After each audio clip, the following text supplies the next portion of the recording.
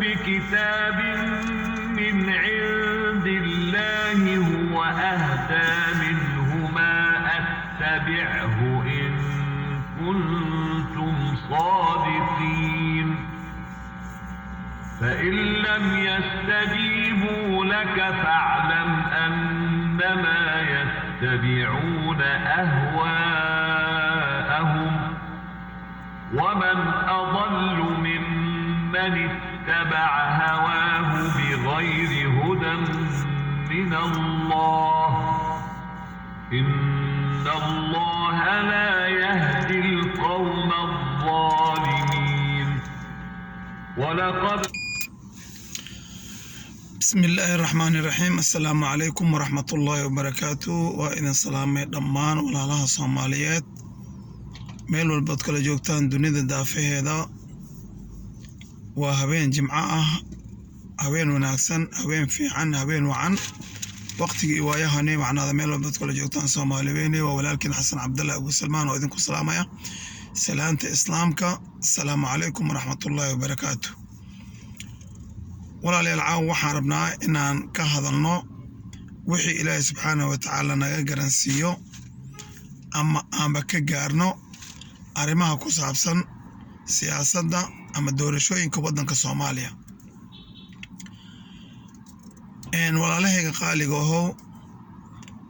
waxaanu nahay ummad Soomaaliya ummad muslina ummad Ilaahay subxaanahu wa ta'aala ka dhigay qoys kaliya isku hooyo isku aabba ah isku dhaqana isku diina isku isra isku luqad ah isku wax walba ah sidaa daraadeed waxaa waajib ka saaran yahay qof walba oo Soomaali ah in uu ka hadlo wixii aragti kaga aadan arrimaha Soomaaliya ama siyaasadda Soomaaliya meesha ay marayso maxaa yeelay waddankeena Soomaaliya wuxuu burbursanaa muddo ku siman 30 sannadood carruurtii dhalatay 1990kii maanta waxaa laga yaabaa inaysan dowlad rasmiya ama wax dowlad oo fiican ayba arkin marka laga reebo dowladdii Xasan Sheekh Maxamuud oo iska galab ahayd iyo dowladdii madaxweyne Maxamed Cabdullaahi Farmaajo oo iyadana aan waddanka wada gaarsiisneen marka labada laga reebo waxaa u malaysaa ama uba arrinkuba yahay in aysan dowlad arkin carruurta Soomaaliyeed ee dhalatay 1990kii ama 1990kii da'doodu ka yareed 5 sano marka sidaa daraadeed qof walba weyn oo markaa qaangaar ahaa ama wax kala fahmayay waxaa waajib ku ah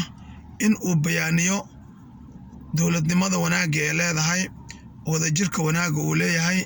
midnimada wanaagga ee leedahay qarannimada wanaagga ee leedahay isku duubnaanta wanaagga ee leedahay waa in uu u caddeeyaa carruurta ku siman 1990kii dhalatay ama wax yar ka hor dhalatay sidaa daraadeed waa inuu uga digaa colaadaha soke ee dhibka ay leeyihiin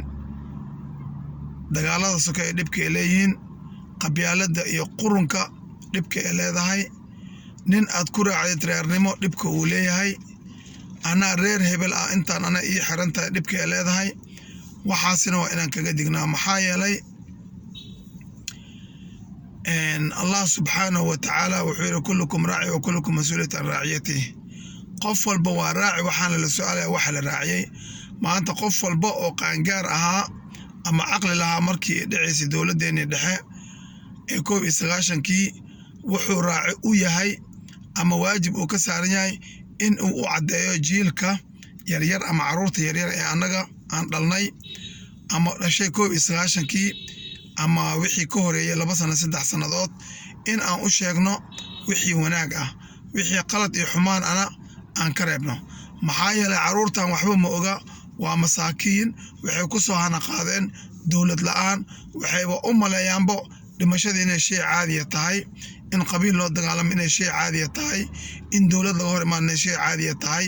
in dhiigga qofka walaalkiis la banaysto inay shay caadiya tahay in xoolaha qofka walaalkiis la banaysto shay caadiya tahay in qabiilka lagu faano inay shay caadiya tahay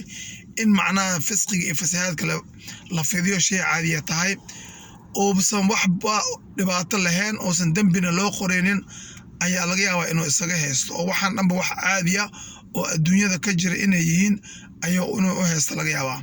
marka anaga waxaa waajib nuga inaan kaga digno caruurta iyaga marka caruurta dhalinyarada ah oo wiilal iyo gabdhale waxaan rabaa inaan iyagana u sheego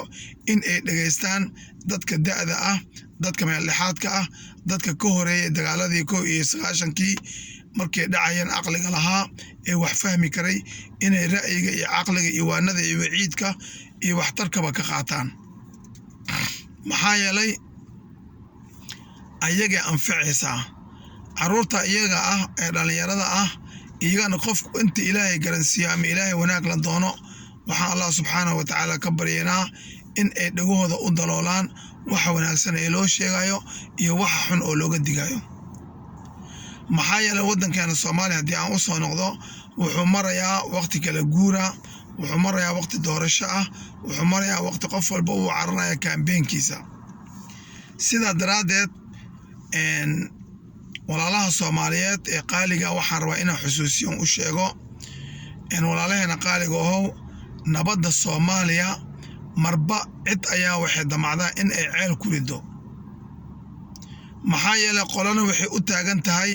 in nabadda iyo midnimada iyo qaranka Soomaaliyeed iyo dowladnimada Soomaaliyeed in sidii ahaan jirtay oo lagu yaqaanay in kor loo soo qaado oo sharafteeda iyo karaamadeedii la ilaaliyo caalamkana laga mid noqdo calankeena iyo sharafteena iyo qayimkeena iyo qiimaheena oo ka dhex babado adduun weynaha dhexdiisa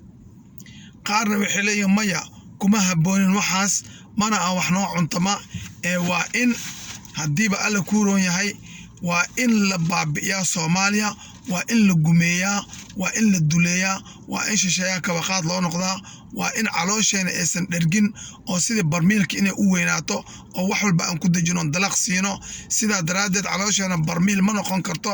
ilaa aan dadka dhiiggiisa cabno ummadda Soomaaliyeed aan gadano aanan u beernixin aan u jirnixin aan u damqanin wixii dhimanaya ha dhinto wixii badda ku dhacay ha ku dhaceen wixii magafaa qabsanaya ha qabsadeen wixii dagaalada sukay ku dhimanaya ha ku dhinteen wixii qaraxyo ku dhimanaya ha ku dhinteen laakiin aniga iyo calooshayda iyo wixii aniga ugu heereysan oo ugu yacni wareegsan aan noolaano sideen ku noolaanayna waxaan ku noolaanaynaa inaan shisheeye kabaqaad u noqono inaan shisheeye jaajuus u noqono inaan shisheeye waddanka ka iibino inaan shisheeye sirteena u sheegno inaan shisheeye meelaha aan ka dibicsanay aan u sheegno inaan shisheeye wax walba isaga oo dan uu ka leeyahay waddanka Soomaaliya aan u fududeeno si anaga aan u noolaano marka nimanka noocaasa ee waddanka ku dhex jira waddan kastaa leh nimanka noocaasa laakiin sida kuwaas oo kale markay yihiin xabsiyaday ka buuxaan ama waa niman howlgab ah oo aan waxna loo dhiibanin waxna lagu darsanin laakiin nasiib xumada maandeeqashe waxaa ka mid ah nimankii caadaqaatiyaasha ahaa ee caloosha u shaqaystayaasha ahaa ee tuugada ahaa ee gadanaya ummadda Soomaaliyeed ee miciyadooda mar walba inay ku suraan dhiigga ummadda Soomaaliyeed rabaa kaliya ayaa hoggaanka Soomaaliya oo dhowr qayb noqday waayo federal marka loo sameynayay waxaa loogu talagalay inaanan weligan heshiinin maamulada qaarkood ayay madax ka yihiin kursiyada qaarkood ayay ku fadhiyaan jigooyinka qaarkood ayay hayaan maxaa yeelay ayagoo miciyadooda dhiigga ka da'aya ayaa dhiiggii 40 sano laga reebay sidaa daraadeed marka waraabaha haddii aad ka celisid hilibku cuni jiray oo aad shabaq ku xirtid ama hilibkii ama xoolihii uu cuni jiray aad mooro intaa ka gelisid aad ka ilaalisid wuxuu u soo hiraa siduu xoolaha ku heli lahaa oo xoolaha u cuni lahaa dhiiggoodan uu cabbi lahaa marka waxaan rabaa inaan u sheego Soomaaliyeed walaalahayga qaaliga ah nimanka iyaga Allah naga qabto caawa waa jimce habeenka jimcaha iyo maalinta jimcaha waxaa ku jirto saacad la yiraahdo saacatul ijaaba oo Allah subxaanahu wa tacaala oo ducada adoomadiisa aqbalo mar walba Allah subxaanahu wa tacaala ducada adoomadiisa wuu aqbalaa laakiin maalinta jimcaha gaar ahaan waxaa ku jirto iyo habeenka jimcaha saacad la yiraahdo saacatul ijaaba marka sidaa daraadeed maadaama saacatul ijaaba ay ku jirto waa inaan badinaa salliga rasuulka calayhi salaatu afdal wasalaam waa inaan badinaa ducada aan u duceynano waddankeena ilaahay inuu noogu dhiibo kuwa wanaagsan ee hoggaanka Soomaaliya ku wanaagsan oo weliba doqonta waxaa la yidhahdaa markay talada faraheeda ka baxdo ayay dib u shalaysaa. Marka talada intaana dib ugu shalaali lahayn oon doqon noqon lahayn waa inaan caaqiliin noqonaa, waa in aan u duceynaa hoggaanka hadda waddanka haya ee jooga ee uu ugu horeeyo madaxweyne maxamed cabdullaahi maxamed farmaajo xafidahullahu tacaala iyo inta tiimkiisa ee la shaqeysa inuu mar labaad ilaahi subxaanahu wa tacaala noo soo celiyo. waa inaan ugu duceynaa. qof walba waa xor oo Soomaaliya, qof la qasbaya ma laha, qof la jujuubaya ma laha, qof walba qofkuu doono u duceyn karaa, qof walba qofkuu doono ilaahay u baryi karaa. laakiin inta badan ee Soomaalida ah oo aniga aan ka mid ahay waxaan jecelnahay aanan iigu baraarujinayaa niigu guwaabinayaa in aad u duceysaan inuu mar labaad iyo mar saddexaad ba ilaahay noo soo celiyo subxaanahu wa tacaala madaxweyne maxamed cabdullaahi farmaajo iyo dadka la shaqeeya ee yaqaana dhaqankiisa. marka waxaan rabaa arrinka marka intaan kaga gudbo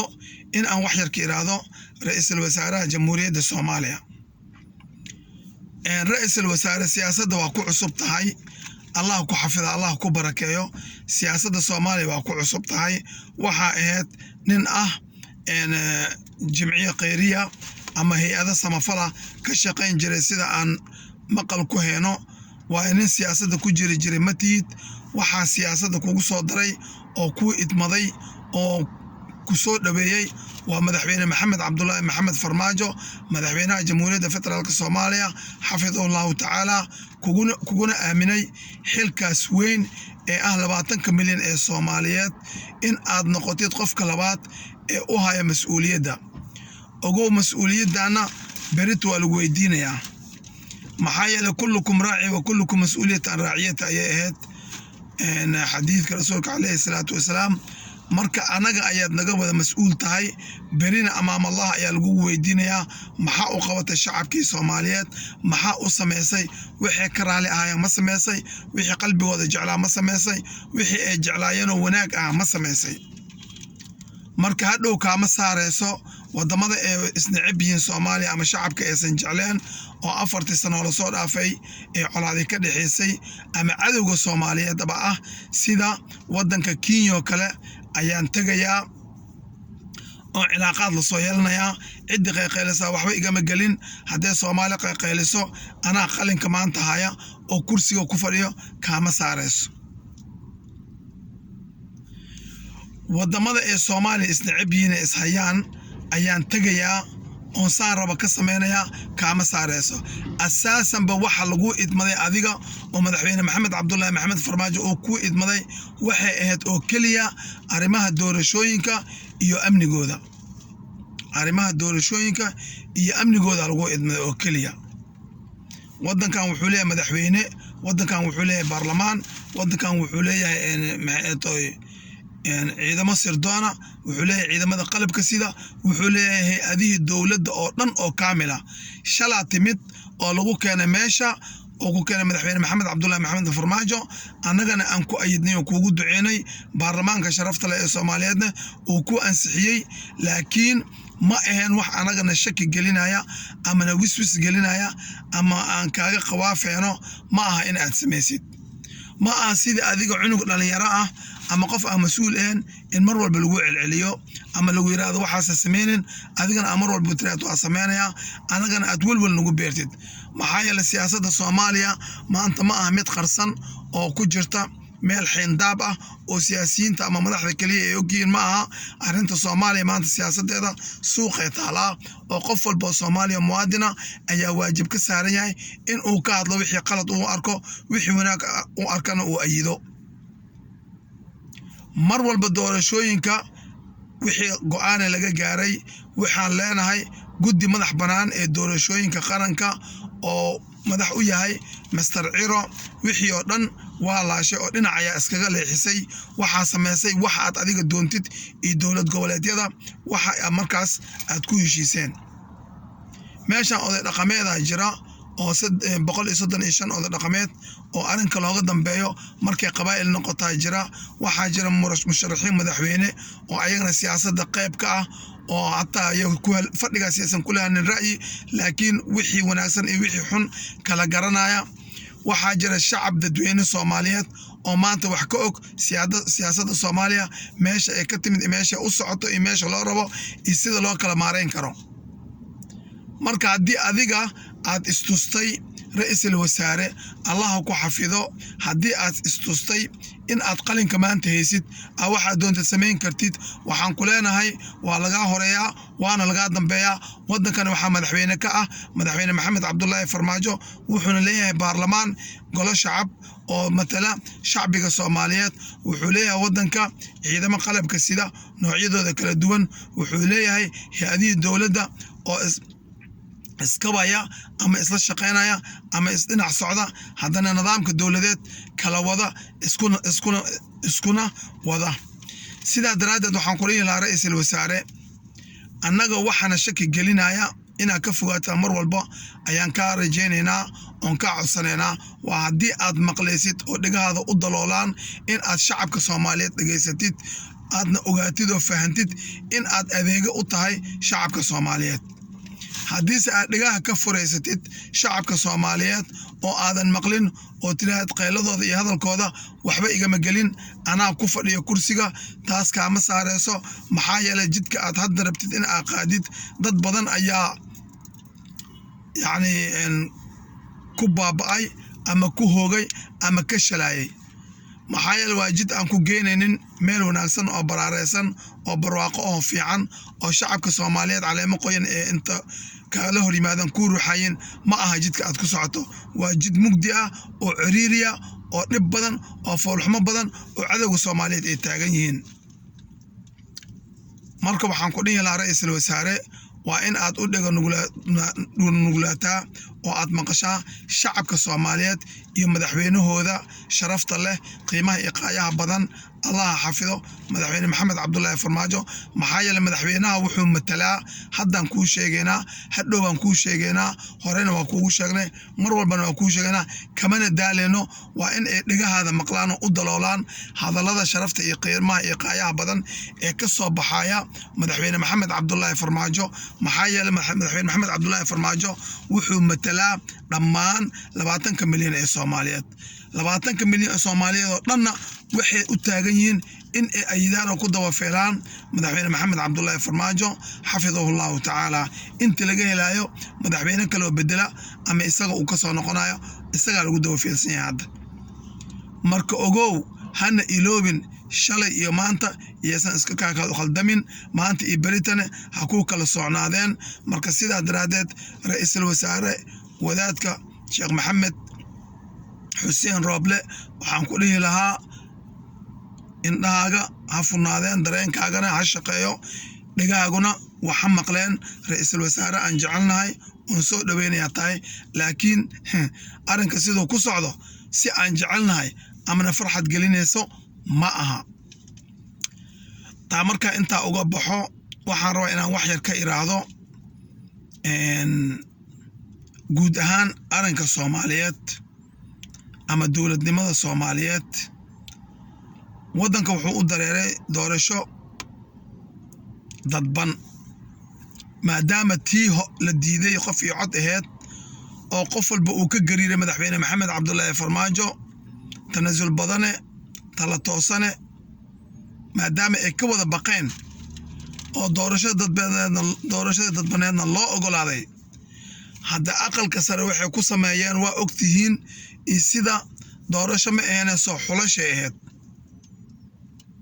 soo xulashadaas oo kale anaga ma rabno inay ku dhacdo aqalka hoose marka sidii wax la yeeli lahaa hadda waxay u taalaa ra'iisul wasaaraha loo idmaday arrimaha doorashooyinka iyo amnigooda looma idmanin inuu wadamo kale noo tago oo heshiis la soo galo looma idmanin ra'iisul wasaaraheena in uu wadamo kale oo xiriirkiisa xun aan sameeyna waxa soo dhan anaga hol noo taalma oo noo taalo oo adiga lagu idmaday oo aan ka sugan waxay tahay oo nabadna lagu heli lahaa adduunyada ay ku degleed haddii inta doorasho la qabto madaxweyne soo baxo ama ha noqdo madaxweyne Maxamed Cabdullaahi Maxamed Farmaajo xafidahullahu tacaala ama ha noqdaan walaalaha kale musharaxiinta mid ka mid ah oo nasiibkiisa kii uu noqdo marka sidaa daraadeed walaalaha Soomaaliyeed musharaxiinta ah iyo qof walba xil u taagan waxaan ku dhihi lahaa ku soo orodka xil Soomaali maanta loo qabto lagu soo ordo wax sahlan maaha alla ka cabsi laga rabaa ilaalinta shacabka masaakiinta laga rabaa ee daalan u turida shacabka masaakiinta laga rabaa xifdinta wallahi adduunyada horta way dhamaanaysaa cimri iyo waqti kooban waa leedahay haddii aad dhigaha ka fureysato horta Soomaaliya sidii la rabay lama gaarsiinin laakiin jidkii la rabay waa lagu riday waayo nin walba oo isle reer hebelaan ahay anaa tun weyn inuu war maqlo wuu diiday laakiin warka waxaa maqli doontaa markii dhagahaaga saliidda naaraad lagu shubaa maqli doontaa maxaa yeelay berito marka amaamullah hortagtid anaa qabiil weyn iyo anaa u badan deegaankaas iyo anaa baawarka kule iyo anaa ku maxayto majority-ga ma jirto labadii dhagood aad diiday inaa hadalka shacabka Soomaaliyeed ku maqashid marka saliid naaraad lagaaga shubo ayay dhagahaaga furmi doonaan waayo rag badan ba way xaroodeen sida kuwaas u xaroodeen ayuu qof walba uu xaroonayaa ilaahay adoomadiisa ma kala jecla laakiin naf walba waxay leedahay ajal iyo waqti loo qoray marka sidaa daraadeed walaalaha musharaxiinta ah jagada madaxweynenimada iyo kursiga aqalka hoose iyo dhammaan xilalka kala duwan ee dawladnimada u tartamaya ee u sharxan ee rabaan inay ka qayb galaan qalbigaaga geli in aad u raadinaysid nooca doontid ku raadi kursigaas laakiin inaad u raadinaysid inaad 20 milyan oo cadaalad sameynaysid inay Soomaali mid ku tahay ku kala socneen in Soomaali wax ka sokaysa aysan ku deeqin in aadan mansabkaas ugu fadhinin waxa ugu ku imaatay qabiil waa sax laakiin waxa ku fadhisaa oo futadaada ee kursiga kula fadhisaa waxa weeye matalaad oo aad matalaysid 20 milyan ee Soomaaliyeed marka yaasan macnaa shaydaanka ka qaalib noqonin oo ha istiin qabiilkayga inta u fadhiya qabiilkayga ayaa macnaa ku maamula qabiilkayga wax ugu raadana qabiilka sax qabiilkaaga inaad xibinta ee dawladda kala yihiin ama wixii dawladda kaga aadneed u raadsto waa sax laakiin waxa matashaa waxa tahay baarlamaankii ummadda Soomaaliyeed matid baarlamaankii qabiil hebel waxa tahay xibin ka mid ah baarlamaanka ummadda Soomaaliyeed waxa tahay wasiir ka mid ah wasiirada dawladda Soomaaliyeed matid wasiirka qabiilka hebel matid waxa tahay madaxweynaha ummadda Soomaaliyeed matid madaxweynaha qabiil fulaan inkastoo dhulm badan uu jiro Soomaali oo xaq marnaba inay qaybiso aan laga sugeenin waayo 60kii ilaa hadda la joogo xaq way diidan tahay Soomaaliya ha ugu darnaata arinkii ka dhacay Carta 2000 ee la yiri xaq dhanba ma barabnaba wax xaq la yiraahdo ma barabnaba xal ayaan rabnaa war meel xaq lagu diiday goormo xal ku imaanaya xaq yaaba diideen wama bacda alxaq illa dalaal xaq gadaashiisna ma bajira illa lumida jirto umada xaqeeda la duudsiyay umada la nolol duugay umada la bar dhimay umada la yiri mabdamidiin umada la aflagaadeeyay umada kursigoodii la qaatay hadda kuwii kuraasta badsaday ee iska soocay Soomaaliyeed ee afarta qabiil ahaa maxay ku hayaan maanta maxay sameeyeen 21 sano maxay soo kordhiyeen umada waxaysan lahayn la siiyay umada wax aysan xaq u lahayn oo ehel u ahayn lagu casuumiyo lagu sharfayo looga dambeeyaa umada wax aysan xaq u lahayn oo ehel u ahayn lagu aqoonsaday oo raali looga noqday umada leedna ay ku dulman tahay war الظلم ظلمات يوم القيامة يا رسولك عليه الصلاة والسلام والظلم وحو نقضى مقدياله يوم القيامة ور عدالة درادة جوجية صومالية ور حقرادة جوجية ور سد برسك جوجية ور قردرادة جوجية